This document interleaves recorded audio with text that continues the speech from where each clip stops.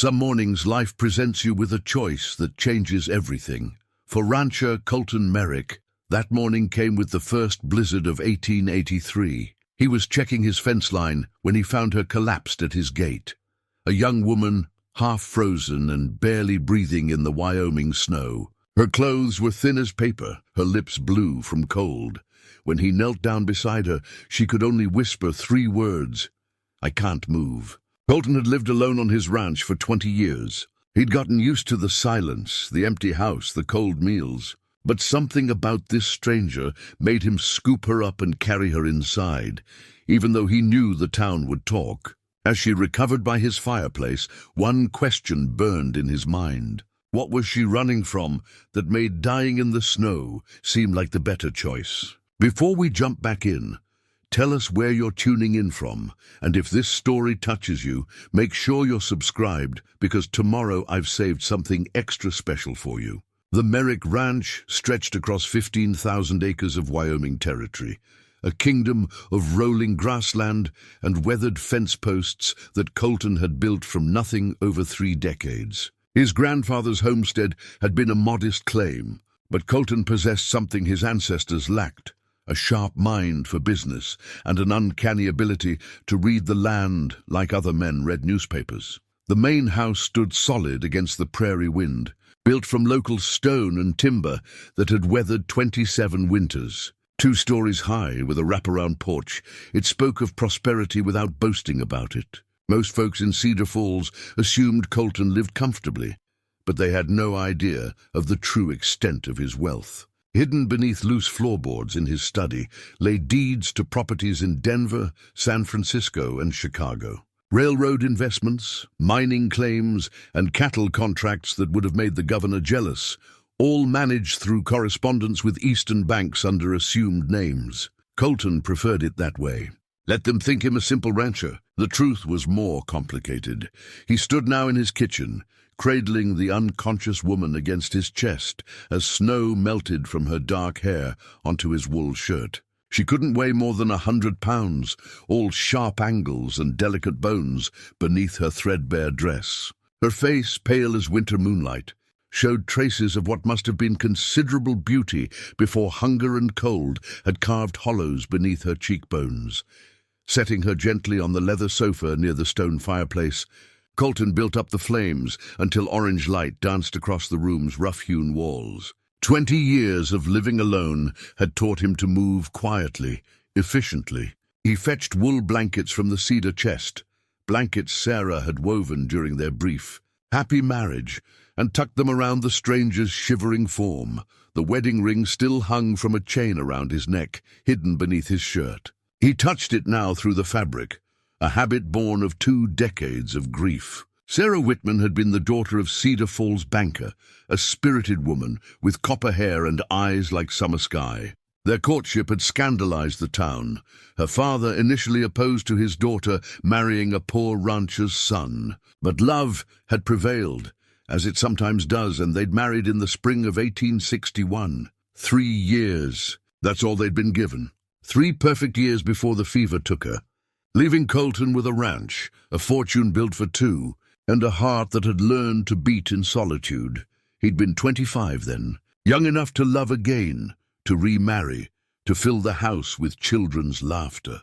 But he'd chosen differently, chosen to honor Sarah's memory by living as if the best part of his life had already passed. The townspeople respected his devotion at first, then pitied it, and finally forgot about it altogether. Colton Merrick became a fixture, unchanging as the mountains, as reliable and distant as the seasons. The woman stirred, a soft moan escaping her blue-tinged lips. Colton fetched water from the kitchen pump, warming it slightly over the stove. When he returned, her eyes were open, deep brown like coffee beans, and filled with a wariness that spoke of recent terror. "You're safe," he said quietly, offering her the cup. "Drink slowly." She struggled to sit upright, accepting the water with trembling hands. Her eyes darted around the room, taking in the comfortable furnishings, the books lining the walls, the rifle mounted above the mantel. When her gaze returned to him, he saw intelligence there and something else, breeding. This was no common frontier woman. "Where am I?" Her voice carried the faint traces of an Eastern accent, cultured and careful despite her obvious distress. "My ranch. About 12 miles south of Cedar Falls." He settled into the chair across from her, maintaining a respectful distance. "I'm Colton Merrick. Found you at my gate this morning, near froze to death." She sipped the water, color slowly returning to her cheeks. "I remember the snow, the cold. I thought—" She stopped herself, something flickering behind her eyes. Fear, perhaps, or calculation. "What's your name, miss?" A long pause. Too long. Elena Morrison." The surname meant nothing to him, but the hesitation suggested it meant something to her, perhaps more than she was willing to share. Colton had spent enough years trading cattle and making deals to recognize when someone was weighing their words carefully. "Well, Miss Morrison, you're welcome to stay until you're strong enough to travel. The storm's not letting up any time soon." He gestured toward the frost-covered windows, where wind howled like something wild and hungry. "Might be days before it's safe to venture out." "You're very kind." She pulled the blankets tighter around her shoulders. "I can pay you for your trouble. When I reach—" Another pause, another calculation. "When I reach my destination. No payment necessary. Common decency doesn't require a fee." Outside, the wind rattled the windows with increasing fury. Colton had seen enough Wyoming winters to know this storm would last at least 3 days, maybe more. The woman, Elena, would have died within the hour if he hadn't found her. The thought sobered him. How many others hadn't been so fortunate? How many travelers lay buried now beneath the drifting snow, their stories untold? He rose to check on the horses in the barn, but paused at the door. "There's soup warming on the stove. Help yourself when you feel ready." "And Miss Morrison?" She looked up at him, those dark eyes still cautious. "Whatever brought you to my gate this morning, whatever you're running from, it can't reach you here." The words surprised him even as he spoke them.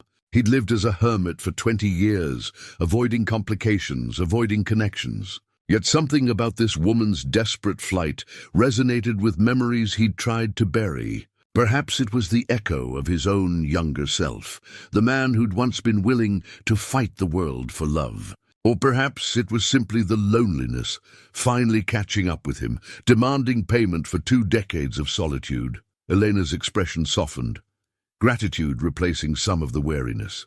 "Thank you, Mr. Merrick. More than you know."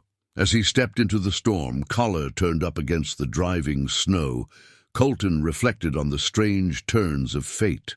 This morning he'd been checking fence posts and planning repairs. Now his house sheltered a mystery wrapped in threadbare silk, a woman whose very presence seemed to shift something fundamental in the careful architecture of his solitary life. The barn was warm with the heat of horses and hay. His mare, Duchess, nickered softly as he entered, and he spent a few minutes checking on all 6 animals. The routine calmed him, as it always did. Horses were honest creatures, uncomplicated in their needs and loyal in their affections. Unlike people, they didn't harbor secrets or hidden agendas, but as he forked fresh hay into the stalls, his thoughts returned to Elena Morrison, if that was indeed her name. The quality of her speech, the unconscious grace with which she'd accepted the water cup, the way she held herself despite her obvious exhaustion, everything suggested a woman accustomed to comfort, to privilege. What circumstances could drive such a person into the Wyoming wilderness in the middle of winter, dressed in little more than rags? The storm continued its assault on the buildings, and Colton knew from experience that the next few days would test them all. His stores were adequate, his preparations complete. But human complications were harder to prepare for than weather. As he secured the barn door and fought his way back through the wind toward the house, he wondered if saving Elena Morrison's life might prove to be the most dangerous thing he'd done in 20 years. Through the kitchen window, he could see her silhouette by the fire, motionless as a statue. Whatever had driven her to his gate, whatever secrets she carried, they would have to wait. For now it was enough that she was alive, warm, and safe. Tomorrow would bring its own revelations, as tomorrow always did. But tonight, for the first time in 20 years, Colton Merrick would fall asleep knowing he wasn't the only living soul in his house. The thought should have disturbed him. Instead, It brought an unexpected comfort, like a long-held breath finally released. Elena woke to the sound of splitting wood and the rich aroma of coffee brewing. Pale morning light filtered through frost-etched windows, revealing a world transformed by snow. Drifts reached the windowsills, and the storm had finally exhausted itself during the night, leaving behind a crystalline silence that seemed almost sacred. She sat up slowly, testing her strength. The bone-deep cold had retreated, replaced by the blessed warmth of healing. Her muscles ached, but she was alive, a miracle she hadn't dared hope for 12 hours ago. The blankets around her carried the faint scent of lavender, as if they'd been stored with care for many years. Through the kitchen doorway, she could see Colton's broad shoulders as he worked at the stove. He moved with the quiet efficiency of a man long accustomed to solitude, each gesture economical and purposeful. When he sensed her stirring, he glanced over with those steady grey eyes. "Morning. How do you feel?" "Better." "Much better, thanks to you." She attempted to stand, swaying slightly before finding her balance. "I should help with breakfast." "Sit, you're still recovering." His tone brooked no argument. "Coffee's ready if you want some." As he poured steaming coffee into a heavy ceramic mug, Elena noticed her coat hanging by the fire to dry. Something crinkled in the pocket, a sound that made her heart race with sudden panic. She'd forgotten about the letter, the damning piece of evidence she'd carried across 3 states. Colton set the coffee before her, his expression unreadable. "Found this when I was hanging up your coat." He produced a torn fragment of paper, handling it carefully. "Thought you might want it back." Elena's hands trembled as she accepted the fragment. Most of the letter had been destroyed by snow and her desperate journey, but enough remained to make her stomach clench with fear. The letterhead was partially visible, ornate script that read Morrison Industries, Ezekiel 1847, along with fragments of text that would mean nothing to most people, but everything to those who knew her story. Engagement announcement, substantial dowry, father's wishes. Colton didn't press for explanations, but she could feel his curiosity, like a physical presence. He was too much of a gentleman to pry, yet too intelligent not to notice the way her face had drained of color. "It's nothing important," she lied, crumpling the fragment. "Just correspondence from back east." Morrison Industries. He spoke the name thoughtfully, settling into the chair across from her.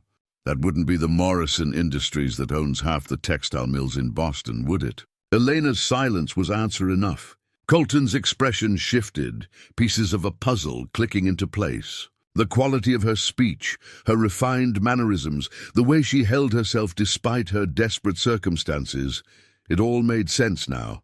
"You're not just Elena Morrison," he said quietly. "You're that Elena Morrison, the industrialist's daughter." She closed her eyes, feeling the weight of her deception. "Does it matter?" "Depends on what you're running from."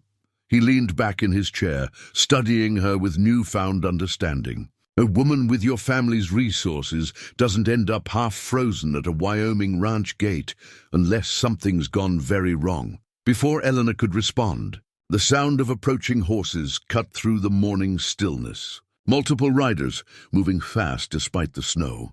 Elena's coffee cup rattled against the saucer as her hands began to shake.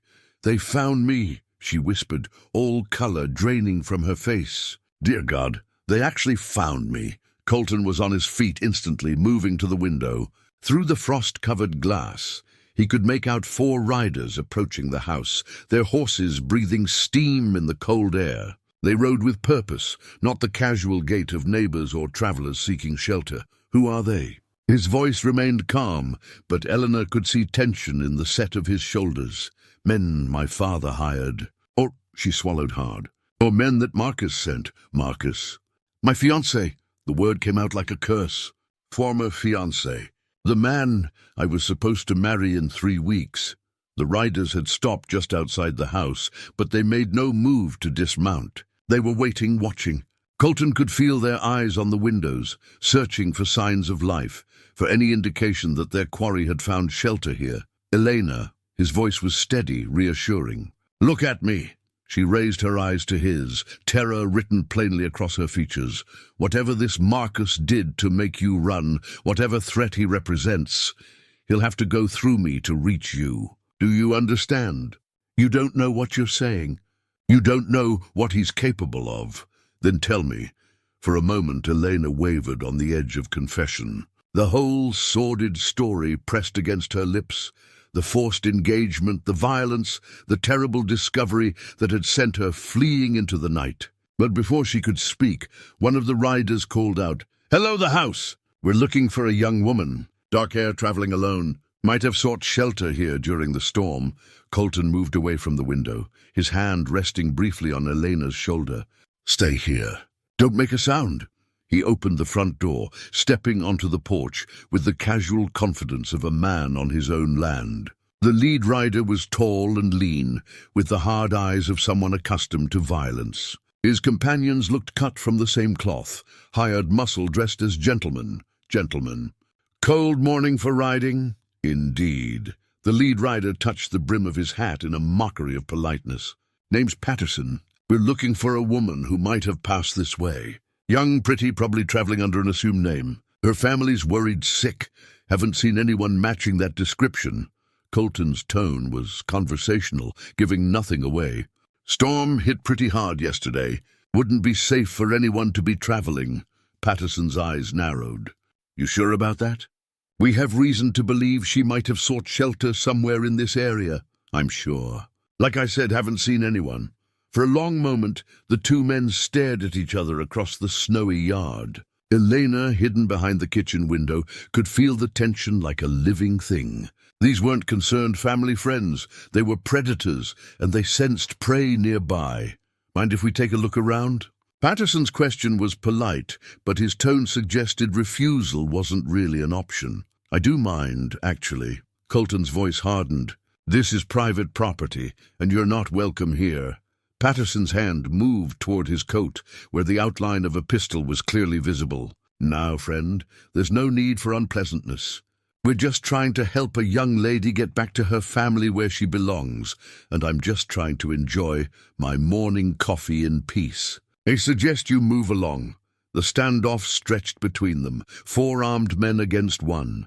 But Colton stood his ground, radiating a quiet confidence that spoke of hidden depths. Whatever these men expected to find, it wasn't a rancher willing to face them down without flinching. Finally, Patterson smiled, a cold expression that never reached his eyes. "We'll be checking with folks in town, asking questions. If it turns out you're lying to us, then you'll know where to find me." Colton stepped back toward the door. "Good day, gentlemen." As the riders wheeled their horses and headed back toward town, Elena emerged from hiding, her face pale with terror and gratitude. "They'll be back," she whispered. "Once they talk to people in town, ask questions. They'll figure out I have to be here." "Maybe, but that gives us time to figure out our next move." Colton closed the door and turned to face her. "Now suppose you tell me exactly what we're up against. And this time, Miss Morrison, I'd appreciate the truth." Eleanor sank into her chair, the weight of her secrets finally too much to bear alone. Outside, the snow continued to fall, erasing the riders' tracks, but not the threat they represented. Whatever came next, she knew there would be no more hiding, no more half-truths. The time for running was over. Now came the reckoning. Elena stared into her coffee cup, as if the dark liquid might provide answers to questions she wasn't ready to voice. The weight of Colton's patient gaze felt heavier than the blankets that had warmed her through the night. He deserved the truth. This man who had risked his own safety to protect a stranger. "My real name is Elena Beatrice Morrison," she began, her voice barely above a whisper. "My father owns Morrison Industries, as you guessed. We have mills in Boston, New York, and Philadelphia. I was raised to be the perfect society daughter, educated in the finest schools, trained in all the proper accomplishments." She paused, gathering courage for the harder parts of her story. 6 months ago, my father arranged my engagement to Marcus Blackwood. On paper, it was an excellent match. Marcus owns shipping interests that complement our textile business. He's handsome, wealthy, well-connected, but Colton prompted gently, but Marcus Blackwood is also a monster. The words came out in a rush, as if she'd been holding them back for months. He presents himself as a gentleman in public, but behind closed doors, she shuddered.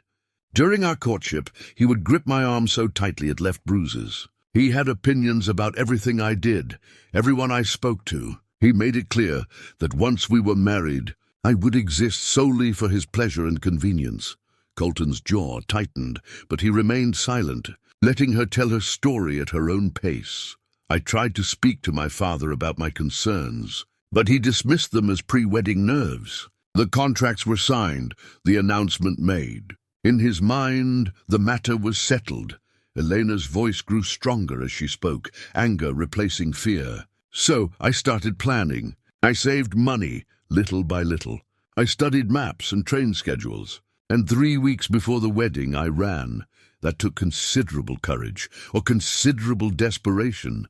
She managed a weak smile. I've been traveling for 2 months, staying in boarding houses, avoiding the main routes. I thought I'd made it to safety, but clearly I was wrong.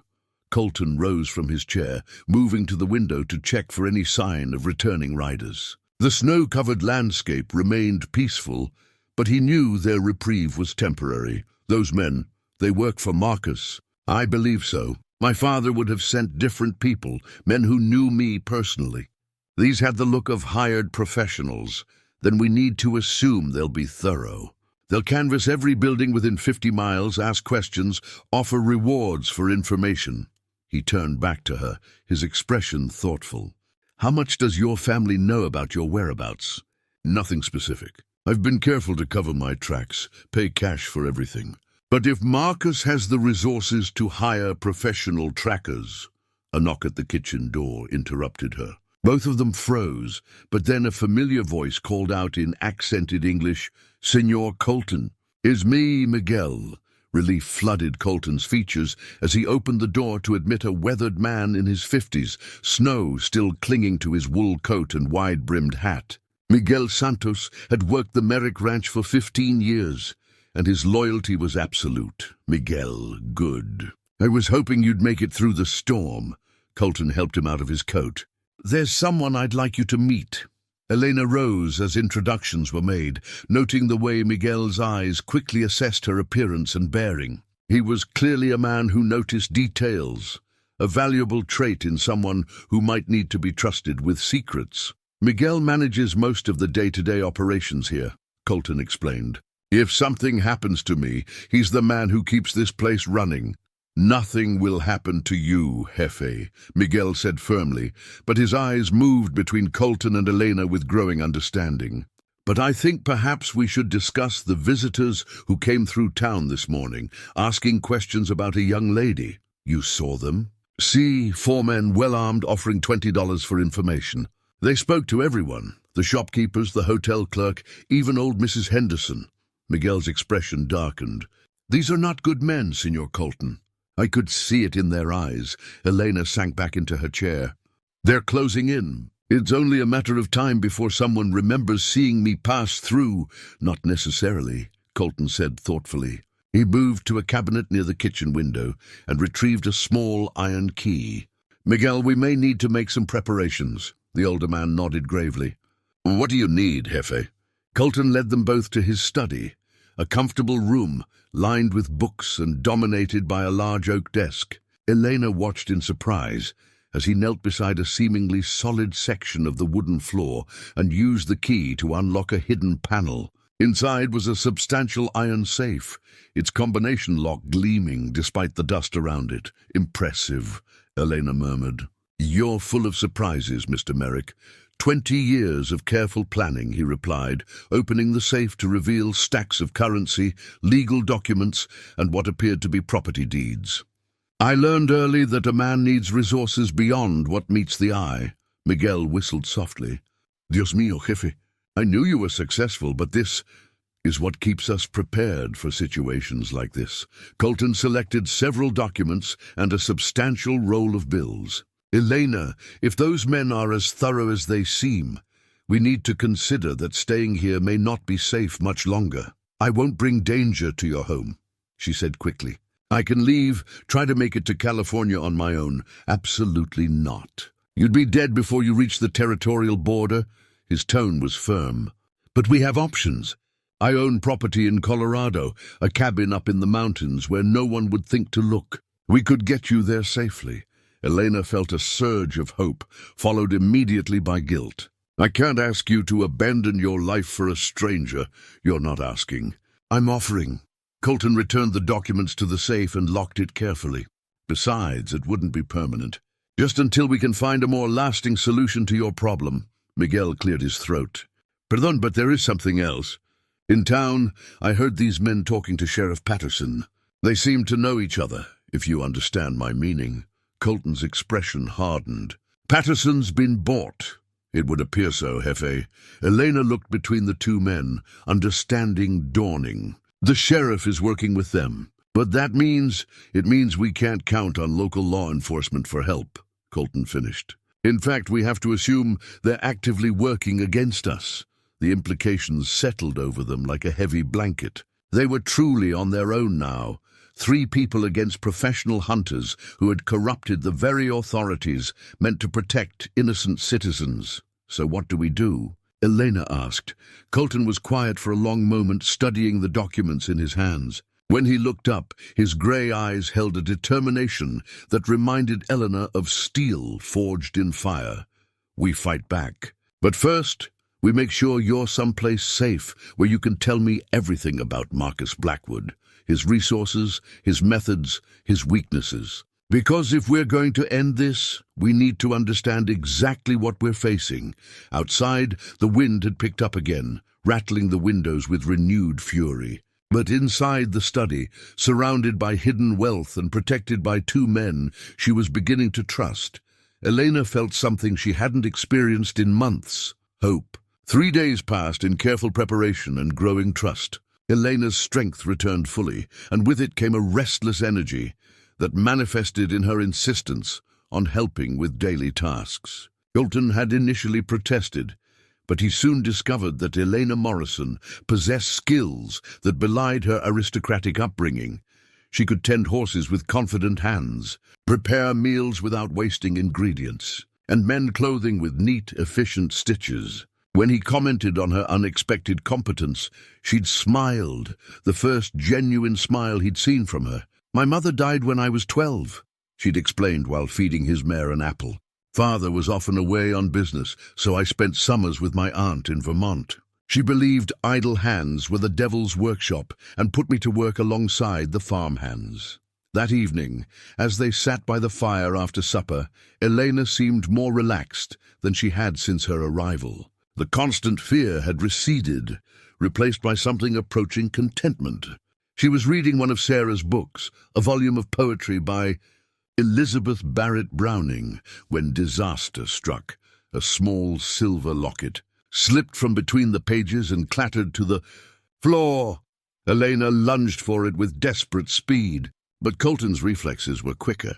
His fingers closed around the delicate piece of jewelry before she could reach it, and in that moment the locket's clasp gave way. A tiny photograph fluttered to the floor like a falling leaf. "Please," Elena whispered, her face draining of color. "Please give it back." But Colton had already seen the photograph. It showed Elena in an elaborate white gown, standing beside a distinguished older man with graying temples and kind eyes. They stood before what was clearly a mansion, with formal gardens visible in the background. At the bottom of the image, in careful script, were the words, "Miss Elena Morrison and Mr. Harrison Morrison, Newport, 1882. Your father?" Colton asked gently, offering both the locket and photograph back to her. Elena nodded, clutching the items to her chest. "It's all I have left of him. Of my real life, Elena." Colton's voice was carefully controlled. "This photograph was taken at a Newport mansion. Your dress alone probably cost more than most families see in a year." She looked up at him, tears gathering in her dark eyes. "Does it matter?" "It matters because you've been lying to me." There was no anger in his voice, only a profound sadness. "Not about Marcus or the danger you're in. I believe all of that. But about who you are, what you come from. This isn't just about an arranged marriage, is it? Elena was quiet for so long that Colton wondered if she would answer at all. When she finally spoke, her voice was barely audible. "My father's worth $3 million. The Morrison fortune began with my great-grandfather's textile mills and has grown with each generation. I stand to inherit a controlling interest in the company when I marry or when I turn 25, whichever comes first. How old are you now?" 24. She met his eyes and he saw the full weight of her situation reflected there. "In 8 months, I'll gain control of my inheritance with or without a husband. Marcus knows this. So does my father." Understanding dawned on Colton like a cold sunrise. The engagement wasn't just about business partnerships. It was about control of your money. Marcus has been courting me for 3 years, playing the perfect gentleman. But 6 months ago, I overheard him talking to his business partner. They were planning to have me declared mentally incompetent after the wedding, install Marcus as the guardian of my assets. Elena's voice grew stronger as she spoke, anger replacing shame. "He was going to lock me away and steal everything my family built, and your father doesn't know. Marcus has been very careful to maintain his facade. Father sees only what Marcus wants him to see, a successful businessman who'll expand the family empire." Elena stood and moved to the window, staring out at the snow-covered landscape. "I tried to tell him, but Marcus was clever. He'd arranged witnesses to several incidents where I appeared hysterical, irrational. He was building a case for my instability." Colton absorbed this information, pieces of the puzzle clicking into place. "So you didn't just run from an unwanted marriage. You ran from a systematic plan to steal your inheritance and destroy your life." "Yes, and if Marcus finds me, he'll drag me back to Boston and proceed with his plan. He has lawyers, doctors, judges, all prepared to testify that I'm an unfit heiress who needs protection from my own poor judgment." The magnitude of Elena's situation settled over the room like a heavy blanket. This wasn't a simple case of family dispute or romantic discord. This was a carefully orchestrated crime involving millions of dollars and Elena's very freedom. "There's something else," Elena continued, her voice growing smaller. "The reason I was so desperate to reach California. I have an uncle there, my mother's brother. He's the only family member who might believe me, who might help me fight Marcus in court. What makes you think he'd be different?"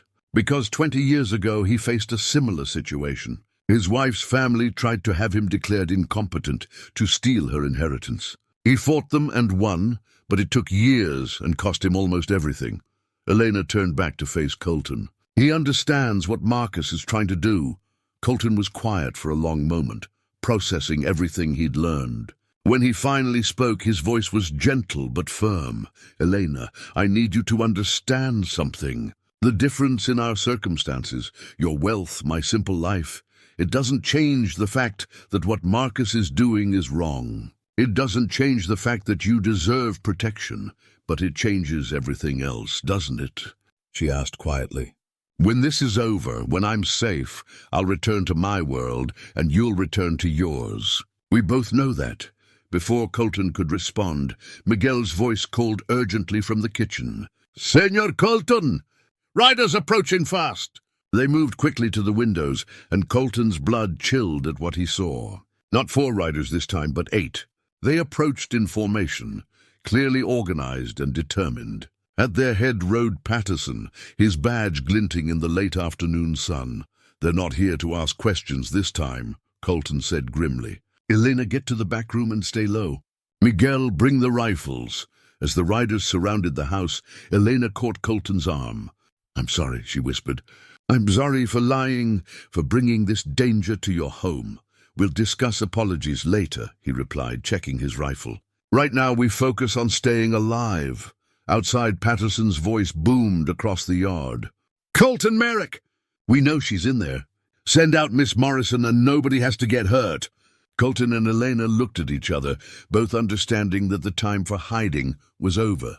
Whatever came next would determine not just Elena's fate, but the future of everyone under Colton's roof. Sheriff Patterson sat his horse with the casual arrogance of a man who believed the law was whatever he decided it should be. The badge on his coat caught the winter sunlight. But there was nothing lawful about the way he'd positioned his men around Colton's house, rifles ready. "Escape routes blocked. You've got 10 seconds, Merrick," Patterson called out.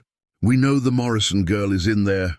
Her family's worried sick, and they've authorized us to bring her home safe." Colton stepped onto his porch, rifle held casually but ready. Behind him, Miguel took position at an upstairs window, his own weapon trained on the riders. The choreography of violence was familiar to both men, though neither had expected to dance to it again. "Sheriff," Colton replied, his voice carrying clearly across the snow. "Seems like you're a long way from your jurisdiction. Last I checked, my ranch was outside Cedar Falls city limits. Don't get clever with me, Merrick. The Morrison family has friends in high places, friends who can make life very difficult for anyone who interferes with their business." "Funny thing about the Morrison family," Colton said, taking a step forward. "I sent a telegram to Boston yesterday, spoke directly with Harrison Morrison's office. Seems the old man doesn't know anything about hired guns terrorizing innocent ranchers." For the first time, uncertainty flickered across Patterson's face. "This wasn't going according to script." "You're lying, am I? Why don't you explain to me how a county sheriff can afford to hire 7 armed men for a private family matter?" "Because those aren't deputies behind you, Patterson. Those are hired killers, and we both know it." Inside the house, Eleanor pressed herself against the wall beside the window, listening to every word. Her heart hammered against her ribs as she realized what Colton had done. He'd actually contacted her father, or at least claimed to. The implications terrified and thrilled her in equal measure. "The girl's not well," Patterson tried again, his voice losing some of its earlier confidence. "She's been making wild accusations, telling stories about people trying to hurt her. Her fiancé is beside himself with worry. Then perhaps her fiancé should have treated her better." Colton's words carried the weight of absolute conviction. "Because the woman I found half frozen at my gate wasn't running from worry. She was running from terror." One of Patterson's men leaned over to whisper something urgent in his ear. The sheriff's face darkened, and when he straightened, his pretense of lawful authority had evaporated entirely. "Last chance, Merrick. Send out the girl, or we'll come in and get her. You're welcome to try." The standoff stretched between them, 8 armed men against 2. But Colton had advantages they couldn't see, knowledge of every sightline, every approach to his property. More importantly, he had something they lacked, the absolute certainty that his cause was just. "You know what I think, Patterson?" Colton continued conversationally. "I think Marcus Blackwood paid you to find Elena Morrison and drag her back to Boston. I think he's been planning this for months, maybe years. And I think you're too stupid to realize that when this goes wrong, and it will go wrong, he'll throw you to the wolves without a second thought. You don't know what you're talking about, don't I? Then explain this." Colton pulled a folded telegram from his pocket. "Message came through this morning. Seems there's a federal marshal asking questions about some missing persons cases in your jurisdiction. Specifically people who've disappeared after crossing Marcus Blackwood."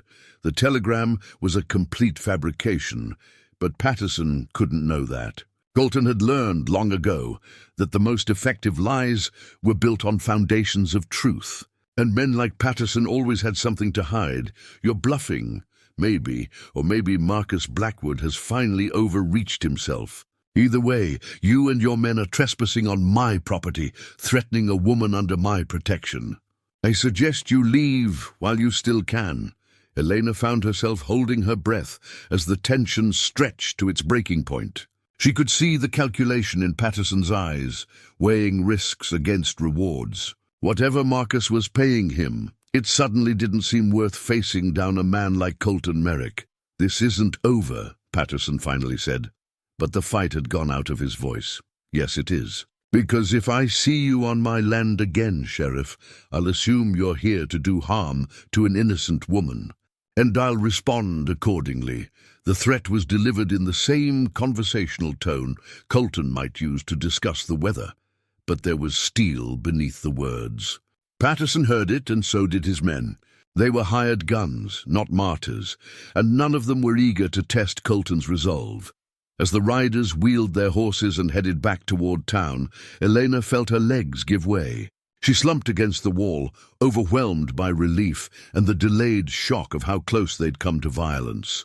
Colton found her there when he came back inside, his rifle still in his hands. "Are you hurt?" "No, just—" She struggled to find words. "Did you really contact my father?" "No, but Patterson didn't know that." Colton set his rifle aside and helped her to her feet. "Though it might not be a bad idea. If your father doesn't know what Marcus is really doing, he won't believe me. Marcus has been too careful, too convincing." Elena's voice was bitter with experience. "And even if he did believe me, what could he do? Marcus has judges, lawyers, doctors, all prepared to testify that I'm mentally unstable." Miguel appeared in the doorway, his weathered face grim. "They're gone, but they'll be back. Men like that don't give up easy. How long do you think we have?" Colton asked. "Not long. They'll regroup, maybe bring more men, or they'll wait for darkness and try to take the house by force." Miguel's assessment was delivered without emotion, but Elena could hear the underlying concern. Colton was quiet for a moment, considering their options. When he spoke, his decision was final. "Then we don't wait for them to come back. We take the fight to them." "What do you mean?" Elena asked.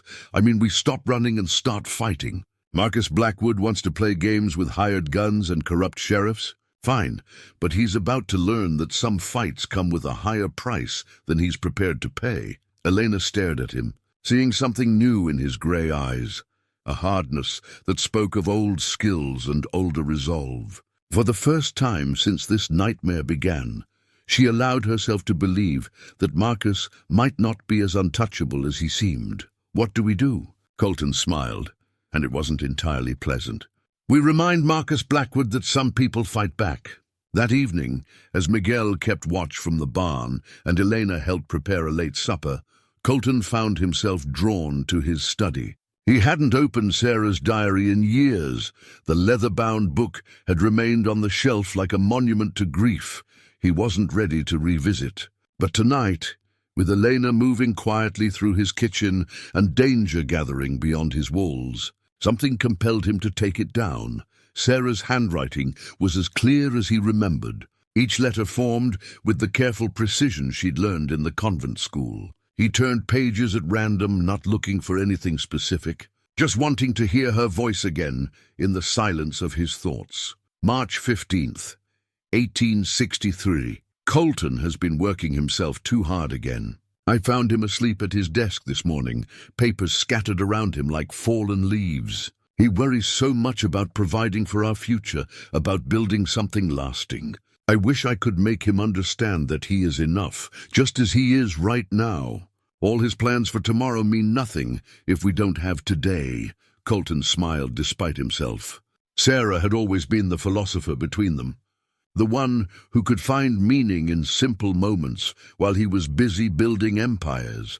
April 2nd, 1863, Mrs. Henderson stopped by with gossip about the Miller boy courting that girl from Denver. She seemed scandalized that love might bloom between people of different stations. I didn't have the heart to remind her that Colton was considered beneath my family's notice when we first met. Love makes equals of us all, regardless of what society might think. He turned more pages, memories washing over him like spring rain. June 10th, 1863.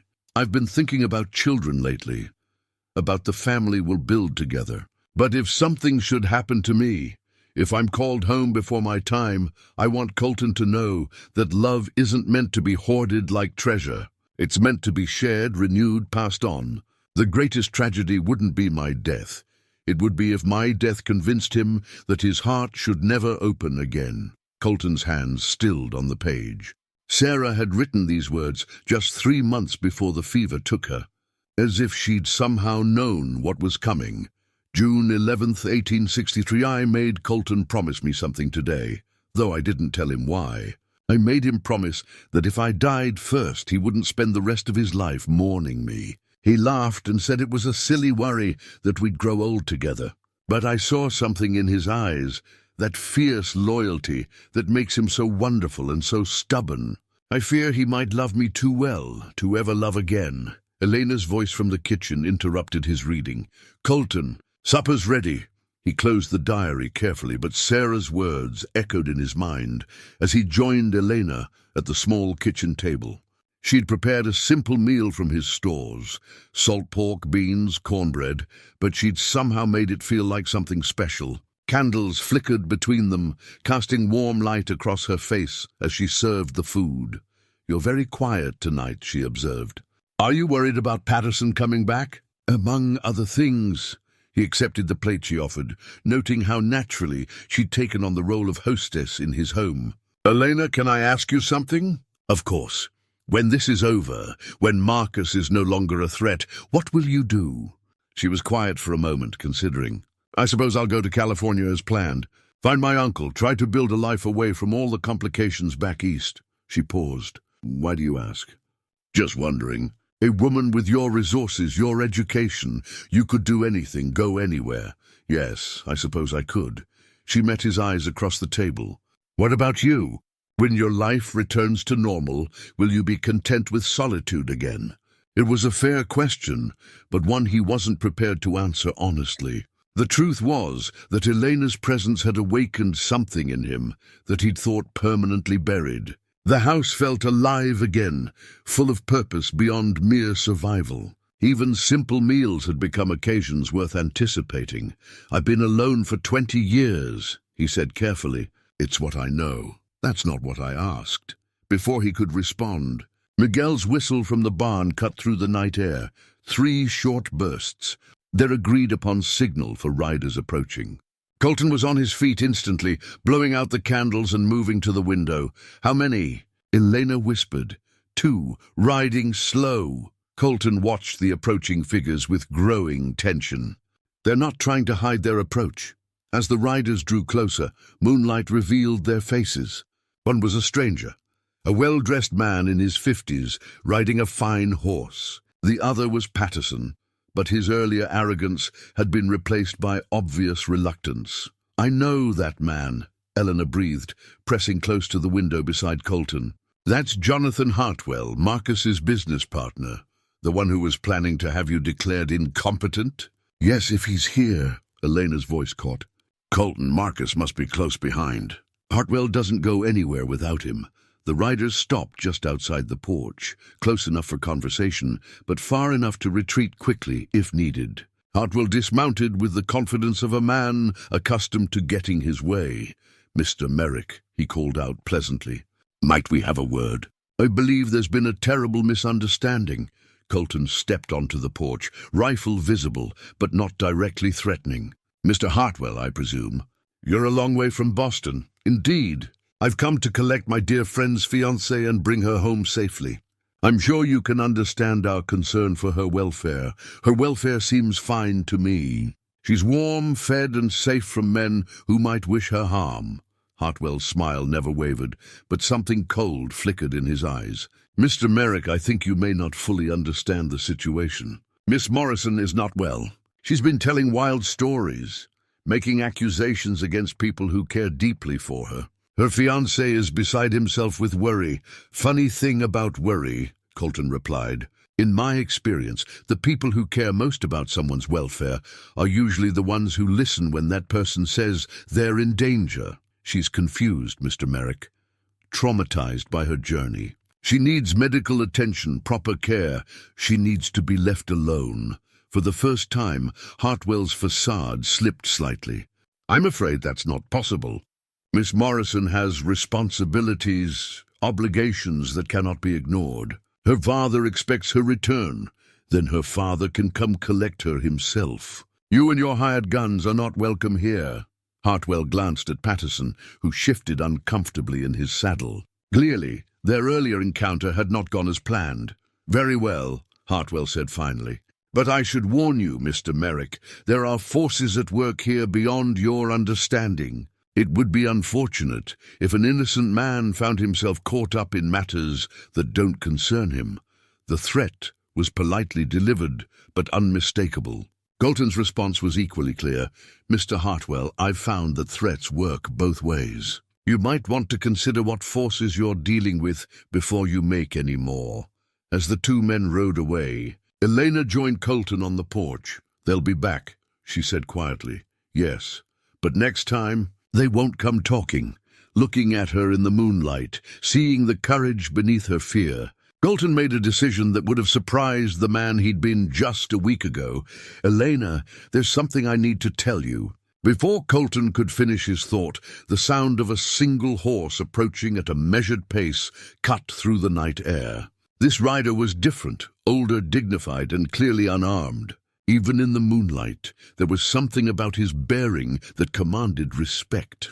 Elena gasped, her hand flying to her throat. "Father?"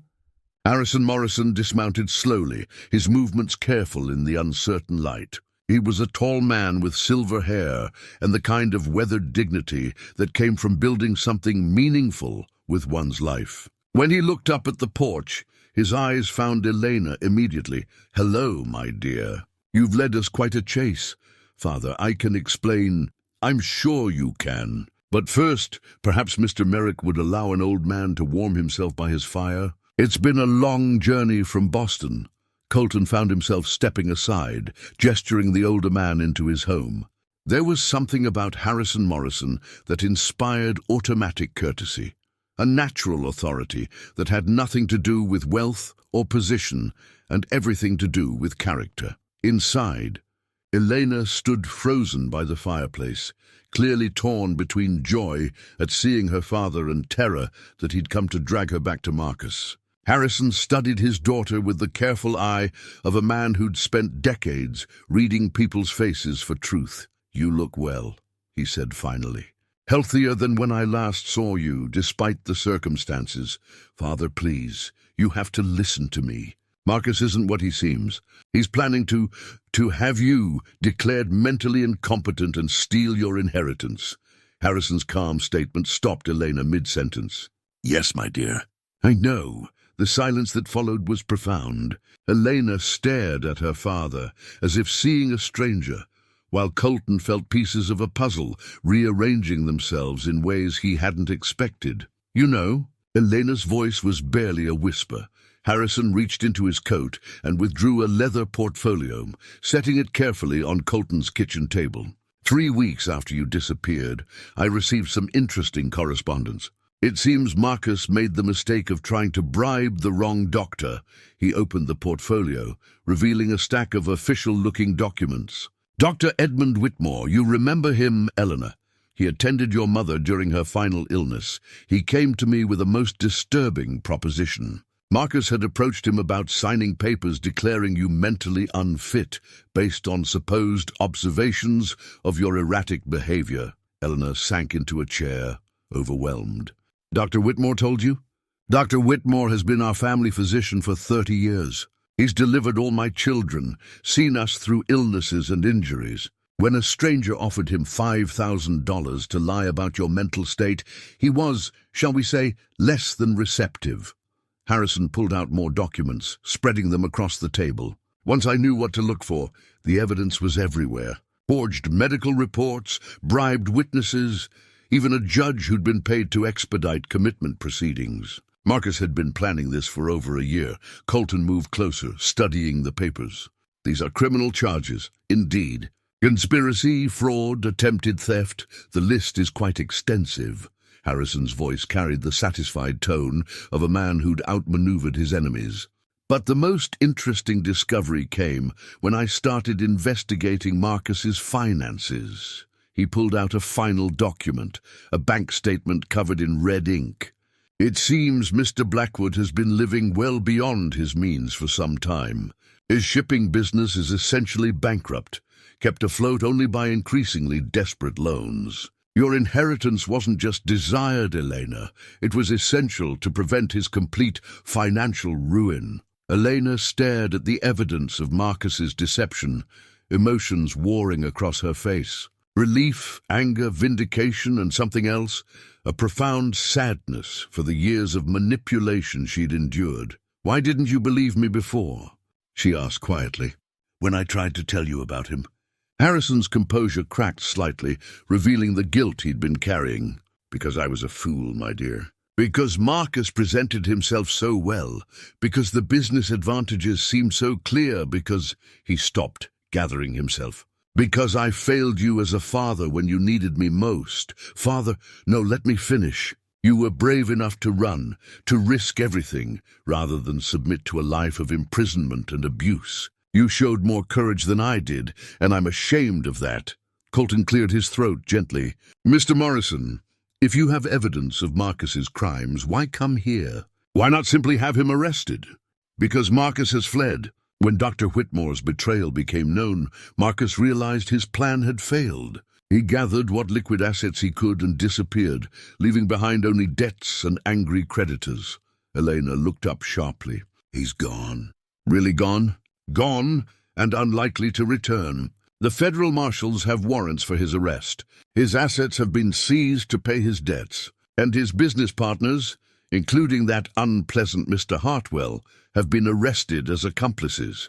The relief that washed over Elena was almost physical. For months, she'd lived with the constant fear of discovery, the terror of being dragged back to a nightmare. Now suddenly that weight was lifted. But there's more, Harrison continued, his tone becoming formal.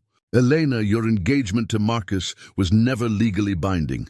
The contracts were signed under fraudulent pretenses, making them void. More importantly, I've taken steps to ensure your inheritance is protected. Effective immediately, you have full control of your trust fund and voting rights in Morrison Industries. He pulled out one final document, a legal paper with official seals and signatures. You're free, my dear. Completely free to choose your own path. Elena took the document with trembling hands, reading the legal language that granted her everything she'd dreamed of. Independence, security, the right to make her own choices. I don't understand, she said finally. The inheritance was supposed to be contingent on marriage or reaching 25, an outdated provision that I've had changed. Your mother never approved of that restriction, and neither do I. You've proven your maturity and judgment far better than any arbitrary age requirement could measure. Harrison turned to Colton, extending his hand. Mr. Merrick, I cannot adequately express my gratitude for protecting my daughter. Your courage and kindness have given me the chance to make amends for my failures. Colton shook the offered hand, still processing the magnitude of what had just occurred. She's a remarkable woman, sir. It was an honor to help her. Indeed, she is. Which brings me to my final question. Harrison looked between them, noting the way Eleanor's eyes never strayed far from Colton's face, the way Colton's protective instincts remained evident even in the face of her father's presence. Elena, what do you plan to do now? You're free to return to Boston to take your place in society. Or, his eyes twinkled with what might have been mischief. You're free to choose any path that brings you happiness. Elena looked at Colton, seeing in his grey eyes the same hope and uncertainty she felt in her own heart. The barriers that had seemed insurmountable just hours ago, the difference in their social positions, the threat of Marcus, the weight of family expectations, had all been swept away. I'm not sure, she said quietly. I suppose that depends on whether certain opportunities might still be available to me. Colton stepped forward, taking her hands in his. Elena Morrison, if you're asking whether a simple Wyoming rancher might have room in his life for a complicated Eastern heiress, the answer is yes. Definitely yes. Harrison watched this exchange with the satisfied smile of a man whose plans had worked out better than expected. Well then, he said, settling back in his chair, I think this calls for a celebration. Mr. Merrick, might you have something stronger than coffee? I believe we have a great deal to toast tonight. Outside, the Wyoming wind continued its ancient song, but inside Colton's house, 3 people sat down to plan a future none of them had dared to imagine just days before.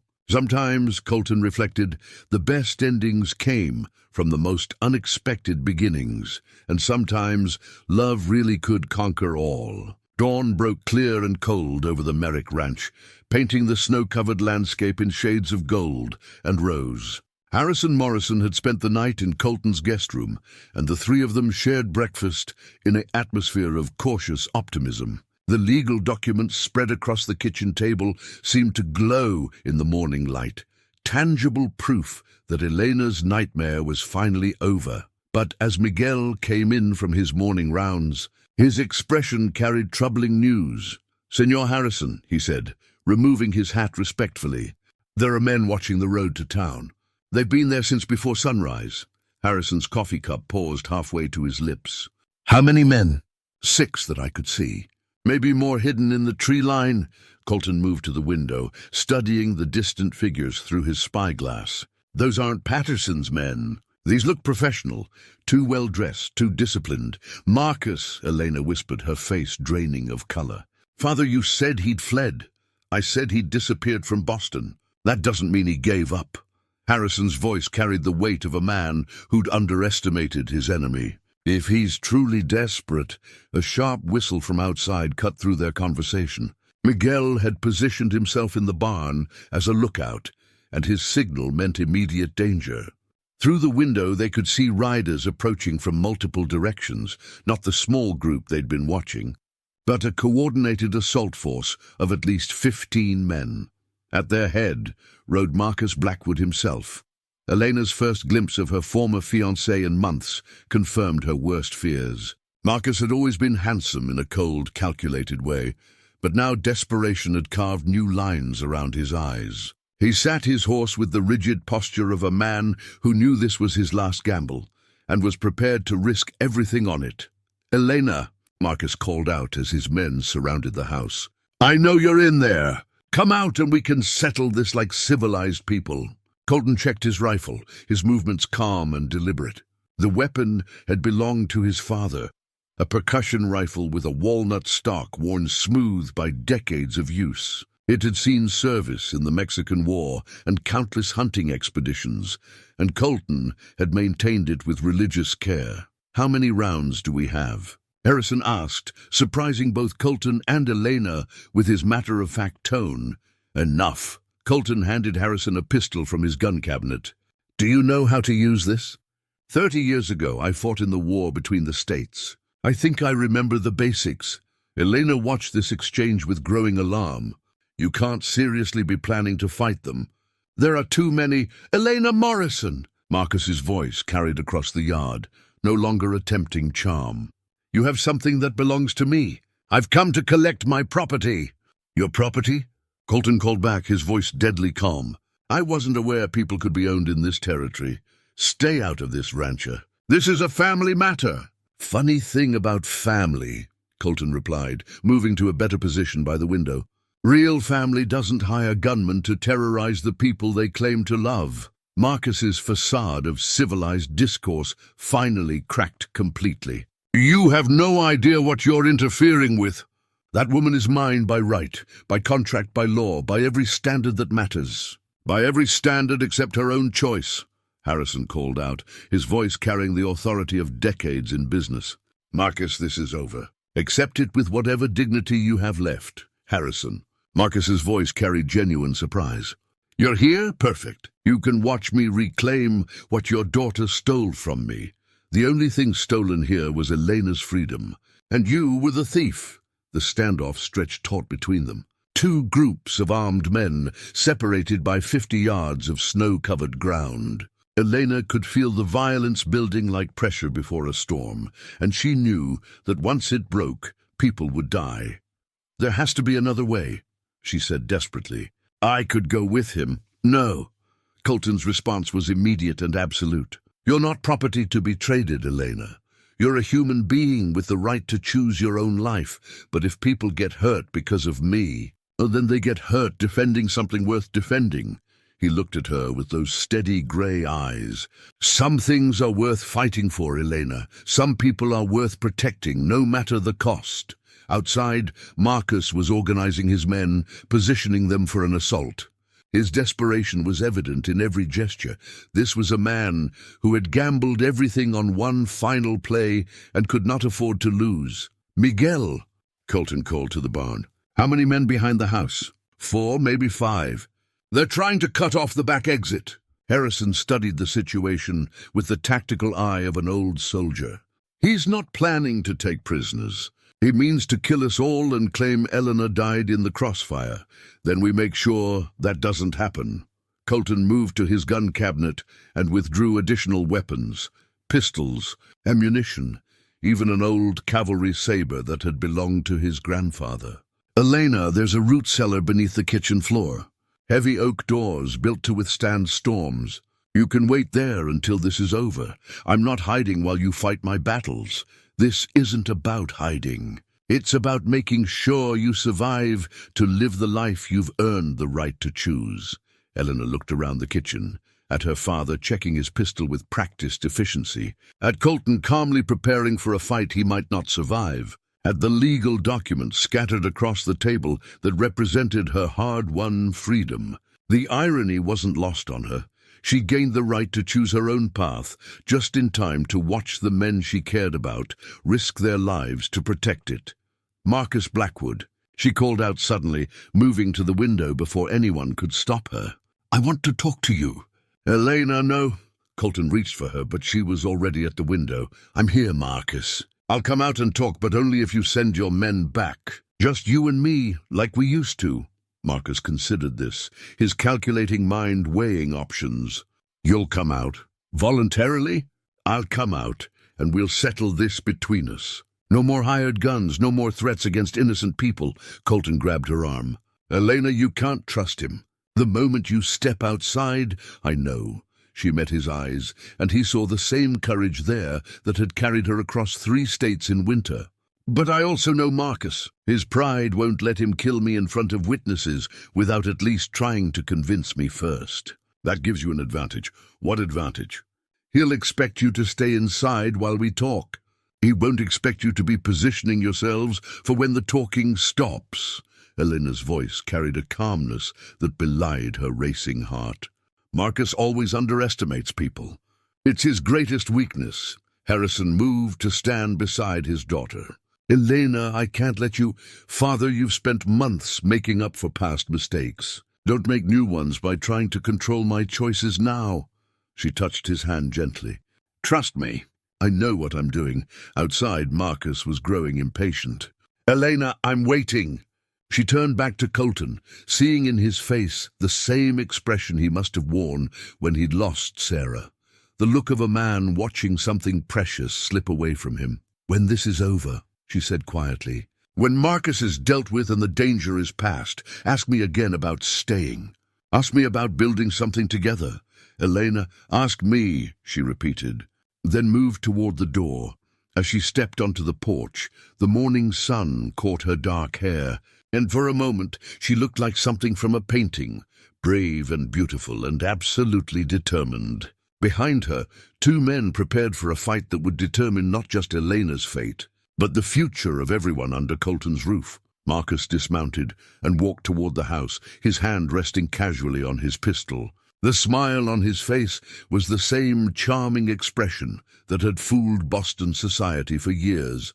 "Hello, my dear," he said, as if they were meeting for tea instead of a final confrontation. "You've caused quite a bit of trouble, haven't you?" Inside the house, Colton checked his rifle one final time and prepared to fight for the woman he'd fallen in love with, and for the life they might build together if they survived the next few minutes. Elena stepped down from the porch, her breath forming small clouds in the cold morning air. She wore the same simple dress she'd arrived in, patched and mended, a far cry from the elaborate gowns Marcus was accustomed to seeing her wear. But there was something in her bearing that hadn't been there before, a quiet strength that made her seem taller, more formidable. "You look different," Marcus observed, circling her slowly like a predator evaluating prey. "Rustic living seems to agree with you."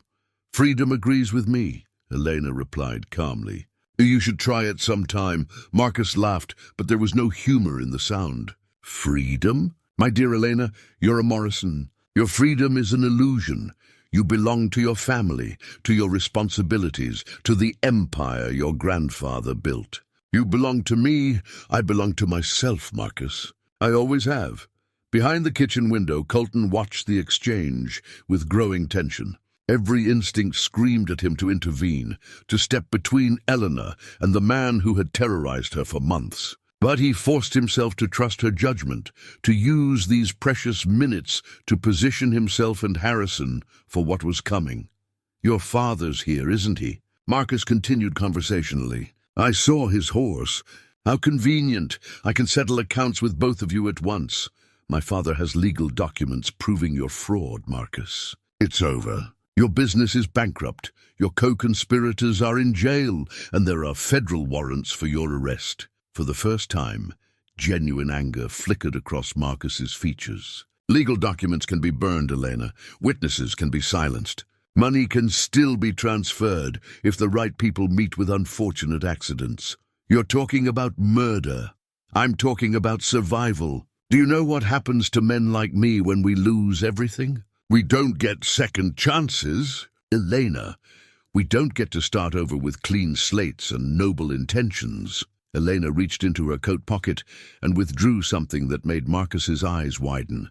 A pristine white wedding dress, carefully folded. It was the gown he'd commissioned for their wedding, the symbol of the life he'd tried to force upon her. "I kept this," she said, shaking out the elaborate silk and lace. "Do you know why?" Marcus stared at the dress, confusion replacing calculation on his face. "To remind myself what I was running from. To remember that some prisons are made of silk and promises." Elena held the dress up to herself, then let it fall to the snow at her feet. "I'm done running, Marcus. And I'm done being afraid of you." The gesture was like a slap across Marcus's face. The wedding dress, thousands of dollars of imported silk and hand-sewn lace, lay crumpled in the Wyoming snow, as ruined and worthless as his carefully laid plans. "You little fool," he snarled, his mask of civility finally slipping completely. "Do you think your rancher friend can protect you? Do you think your father's lawyers matter out here? I think you're a coward who hides behind hired guns because you've never been strong enough to face the consequences of your actions." Marcus's hand moved to his pistol, but Eleanor didn't flinch. "Go ahead," she said quietly. "Shoot an unarmed woman in front of 15 witnesses. See how that plays in the newspapers back east." Inside the house, Colton had moved to a position where he could cover Elena if Marcus drew his weapon. His father's rifle was loaded and ready, the familiar weight solid in his hands. Harrison had taken position at the back window, watching the men positioned behind the house. "You think you're very clever," Marcus said, his voice dropping to a dangerous whisper. "But there are many ways for people to die out here. Accidents happen. Bandits attack isolated ranches. Sometimes entire families just disappear. Is that what you told Sheriff Patterson? Is that how you convinced him to help you?" Marcus smiled coldly. "Patterson was easy. A few $1,000s, a promise of more to come. Men like him are always for sale. And men like you are always buyers." Elena's voice carried a contempt that cut deeper than any blade. "You've spent your whole life purchasing what you couldn't earn. Respect, loyalty, love. But you can't buy me, Marcus. Not anymore." The confrontation had drawn them closer together, Marcus looming over Eleanor with barely controlled rage. But she stood her ground, refusing to be intimidated by the man who had once controlled her life through fear. "Last chance. Elena, come with me willingly, and I might let your friends live." "No." The simple word hung in the air between them, final and absolute. Marcus's face twisted with fury, and his hand closed around his pistol grip. "Then you've chosen death for all of them." He started to draw his weapon, but Elena was already moving, throwing herself sideways toward the porch as Colton's rifle cracked from the kitchen window. The bullet took Marcus in the shoulder, spinning him around and sending his pistol flying into the snow. The first shot shattered the morning stillness like breaking glass, and suddenly the yard exploded into chaos. Marcus's men opened fire immediately, their rifles cracking like thunder across the snow-covered yard. The sound echoed off the surrounding hills, and Elena dove behind the porch railing as bullets splintered the wood around her with vicious precision. Colton was already moving, bursting through the front door with his father's rifle blazing. The weapon speaking with the authority of 3 generations of Merrick men who had defended what was theirs. "Elena, get inside," he shouted, laying down covering fire as she scrambled toward the house on hands and knees.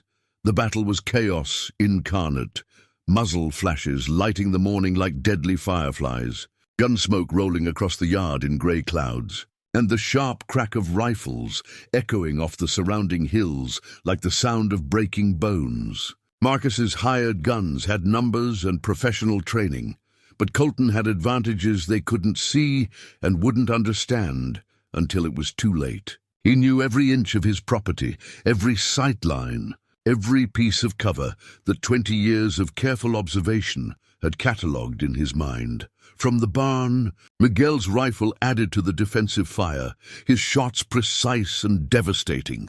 The old vaquero had fought in the Mexican War and survived Apache raids that had claimed better men. This wasn't his first gunfight, and his hard-earned experience showed in every carefully aimed shot. 2 of Marcus's men had already learned to regret underestimating the weathered ranch hand.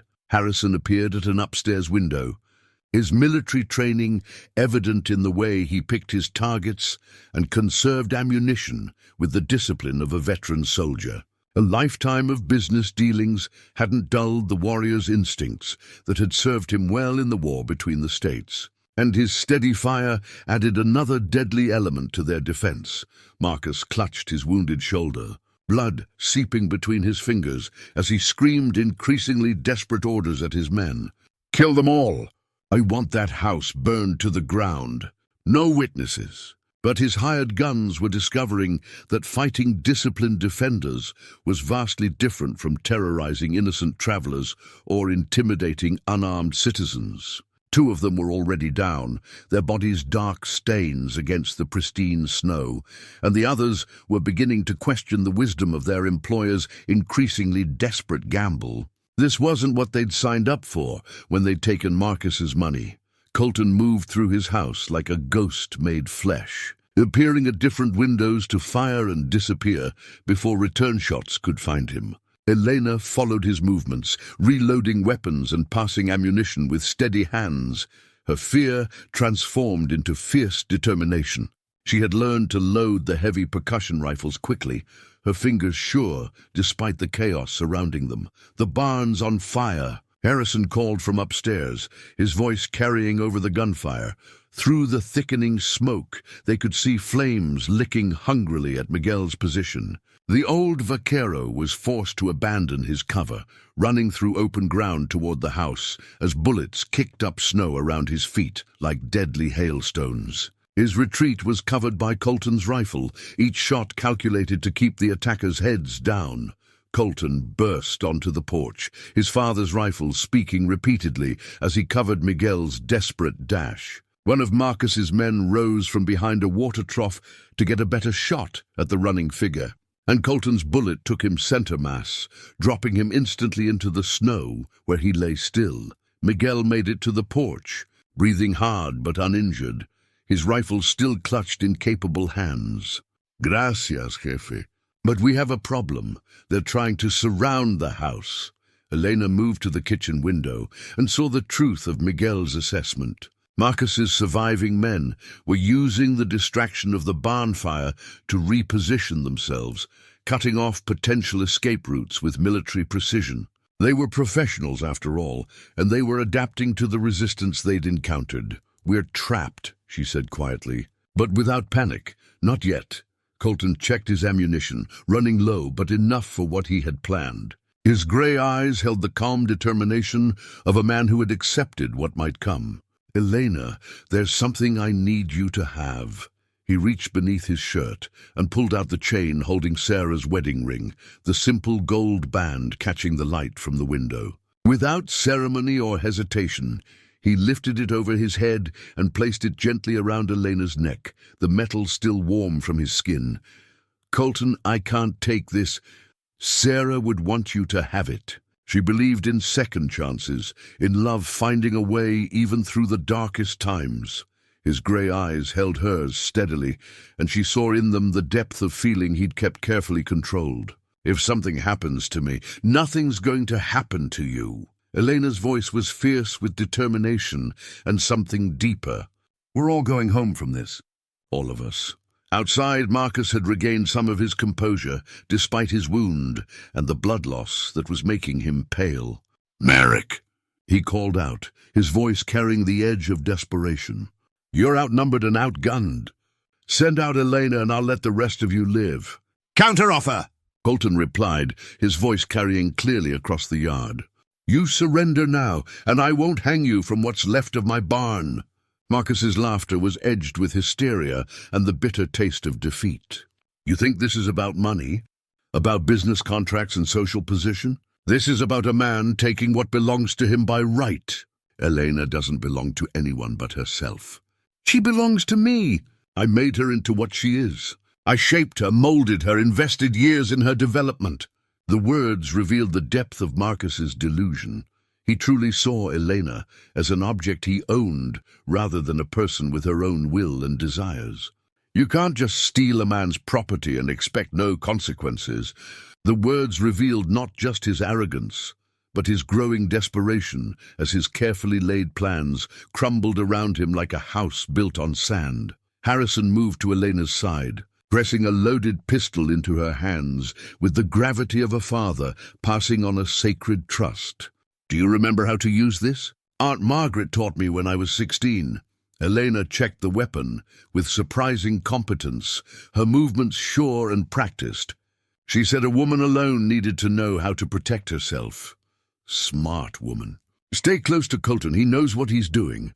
The final attack came from 3 directions at once, Marcus's remaining men rushing the house in a coordinated assault born of desperation and professional training.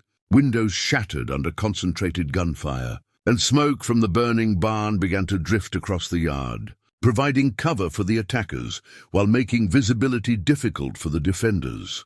Colton moved like a man possessed by righteous fury, his rifle finding targets with deadly precision even through the chaos and smoke. But there were still too many of them, and they were getting closer with each passing moment. Elena found herself at his side, her pistol adding to their defensive fire. She'd never shot at another human being before, but when one of Marcus's men appeared at the kitchen window with murder in his eyes, she didn't hesitate to pull the trigger. The man dropped, and Elena felt no satisfaction, only the grim determination to survive and protect the life she'd finally found. "The back door," Miguel called out urgently. "They're coming through the back." As the final phase of the battle began, Elena touched the wedding ring, now hanging around her neck, and made a silent promise to the woman who'd worn it before her.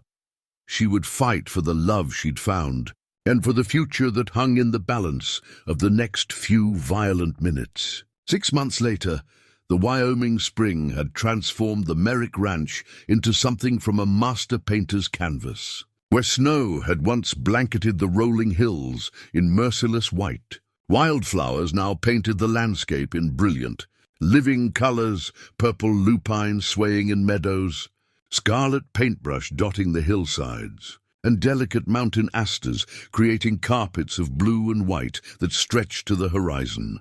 The scars of winter, like the deeper scars of battle and betrayal, had healed beneath nature's gentle but persistent hand. Elena stood in the ranch house kitchen, golden morning sunlight streaming through windows that had once framed scenes of terror and uncertainty. The same room where she'd first tasted Colton's coffee and felt the first stirrings of hope was now alive with the joyful chaos of wedding preparations. Crystal vases filled with flowers from Denver graced every surface, white roses, baby's breath, and sprigs of mountain laurel that Harrison had insisted on having shipped from the east because, as he'd said with paternal pride, his daughter's wedding day deserved both Eastern elegance and Western authenticity. The kitchen table bore the evidence of careful planning, seating charts written in Elena's careful script, menu lists for the reception feast, and stacks of correspondence from well-wishers as far away as Boston and San Francisco. Word of the Wyoming wedding had spread through both business and social circles, creating an unexpected bridge between 2 very different worlds. Harrison Morrison sat in the corner chair that had become his unofficial throne during his extended stay, reviewing the morning's correspondence from Boston, with the satisfied air of a man whose business empire was thriving under capable management. His decision to remain in Wyoming through the spring had surprised everyone, including himself. But he discovered a peace here among the mountains and plains that his Beacon Hill mansion, with all its luxury and staff, had never provided. The mountain air seemed to agree with him, and his letters to business associates increasingly spoke of Wyoming's vast potential for investment, expansion, and the kind of life that money couldn't buy in the crowded cities of the East. "The final legal documents arrived this morning," he announced, holding up an official-looking paper adorned with multiple seals, ribbons, and the imposing letterhead of the Federal District Court. "Marcus Blackwood's conviction is final. 20 years in federal prison for fraud, conspiracy, attempted murder, and a dozen other charges. His co-conspirators received similar sentences." Elena nodded, feeling a closure she'd never dared hope for during those dark winter months. The fear that had driven her across 3 states and nearly cost her life had finally been laid to rest, not just by legal documents and prison sentences, but by her own courage in facing her demons and refusing to be defeated by them. Sometimes she still woke in the night, thinking she heard Marcus's voice calling her name across the darkness. But Colton's steady presence beside her always chased away the shadows of memory. "And Sheriff Patterson?" she asked, carefully arranging white roses in a pewter pitcher that had belonged to Sarah, handling the delicate blooms with the reverence of a woman who understood the weight of carrying on another's legacy. 5 years in territorial prison and permanent dismissal from any law enforcement position. His corruption was even more extensive than we'd suspected. Apparently, he'd been taking bribes from cattle rustlers, claim jumpers, and confidence men for the better part of a decade. Harrison folded the papers with the satisfaction of a man who'd seen justice properly served. "The new sheriff seems to be a vast improvement, actually interested in enforcing the law rather than selling it to the highest bidder. He's already cleaned up half the criminal element in the county through the kitchen window." Elena could see Colton and Miguel working on the final preparations for tomorrow's ceremony, with the methodical care both men brought to everything they considered important. They were installing a new gate at the ranch entrance, not the solid, forbidding barrier that had stood there for 20 years, but an open, welcoming structure that spoke of hospitality rather than isolation, of hearts ready to embrace the world rather than shut it out. The old gate, where Colton had first found her collapsed in the snow like a discarded doll, had been removed entirely in a ceremony that had felt like an exorcism of old ghosts. In its place stood an elegant archway of local stone and wrought iron, wide enough for visitors and friends, strong enough to endure whatever Wyoming weather might bring, beautiful enough to serve as the first impression of a home built on love rather than loneliness. At its apex, carved into the stonework by a master craftsman brought from Cheyenne specifically for this purpose, were the intertwined initials CM and EM, a declaration of unity that would last for generations yet unborn. "He's a good man," Harrison observed, following her gaze to where Colton was directing the final adjustments to the gate's brass hinges, with the same attention to detail he brought to everything from horse training to crop rotation. "Better than I had any right to hope for my daughter, considering how badly I failed you in the matter of choosing suitable companions. You like him."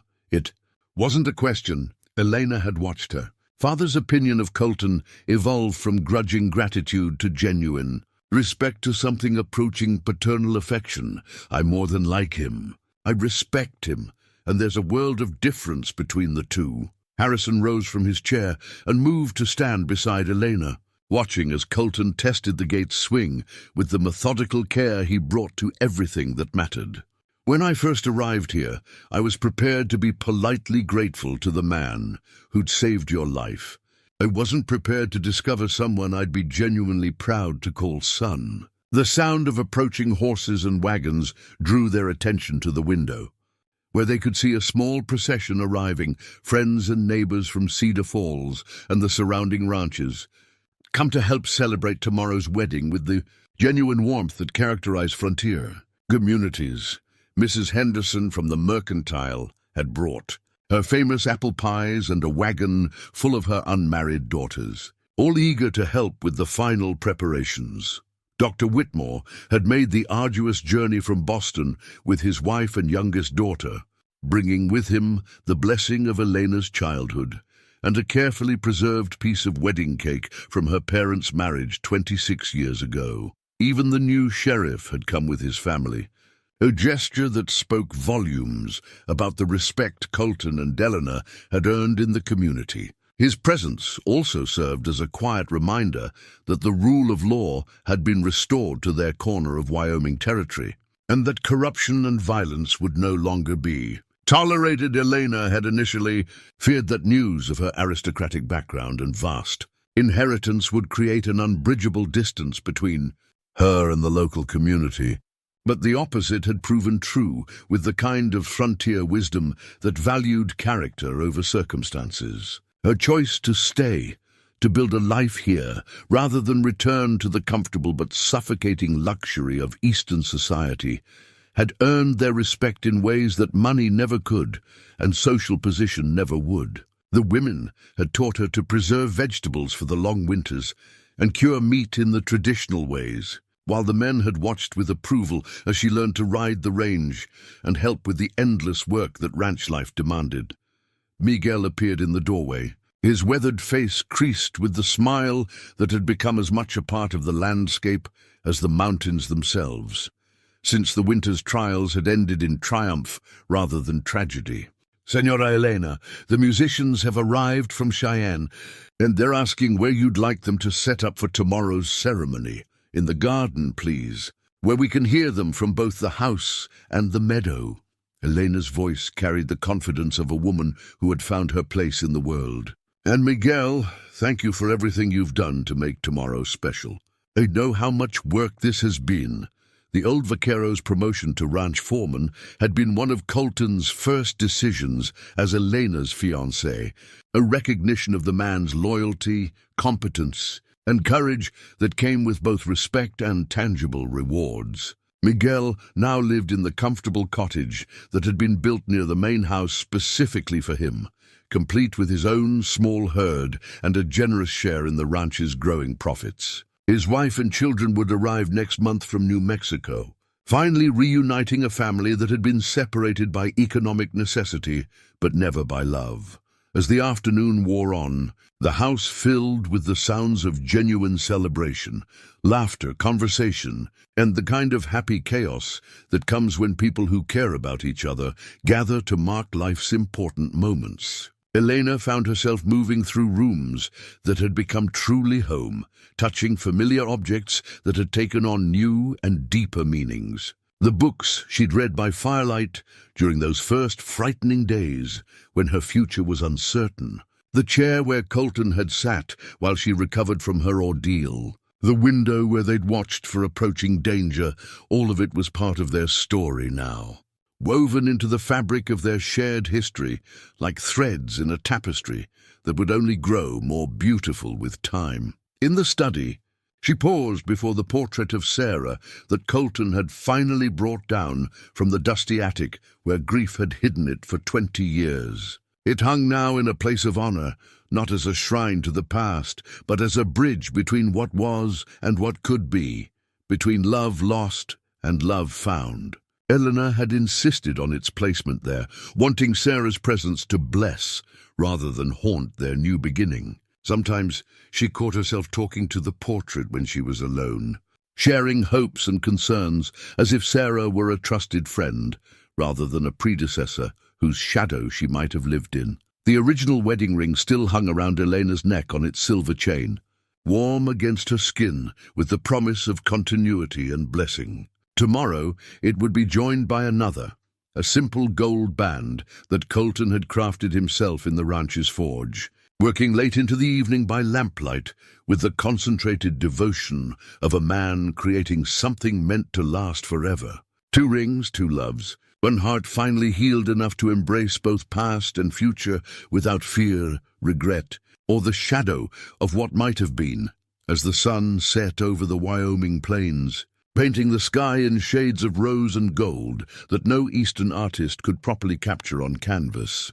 Elena stepped onto the porch where she'd once faced down Marcus Blackwood with nothing but courage and determination. Tomorrow she would stand in this same spot as a bride, surrounded by friends and family, choosing love over fear, hope over despair, and a future built on truth rather than the lies that had nearly destroyed her. Colton appeared beside her, as if summoned by her thoughts, slipping his strong arm around her waist with the comfortable intimacy of a man who had found his place in the world and intended to keep it against all comers. "Any regrets?" he asked quietly, his grey eyes reflecting the last golden light of day and something deeper, the contentment of a man who had learned to love again. Elena leaned into his strength, watching the first stars appear one by one in the darkening sky like promises being lit. "Only that it took me so long to find you. Only that we wasted so many years living separate lives. We found each other when we needed to," he replied, pressing a gentle kiss to the top of her head, where her dark hair caught the starlight. "Sometimes the best things are worth waiting for. Sometimes love comes exactly when it's supposed to, not when we think we're ready for it." In the distance, a coyote called to its mate across the valley, and the sound was answered from the opposite ridge. It was the music of the frontier, wild, free, and full of promise. Like their love, it had survived winter's trials and emerged stronger, more beautiful, and more enduring in the spring. Tomorrow would bring new challenges, new adventures, new chapters in their story. But tonight, Elena Morrison was exactly where she belonged. Home at last, in the heart of Wyoming territory, in the arms of the man who'd saved her life and taught her how to live it fully, without fear or reservation, with all the courage and hope that love could give.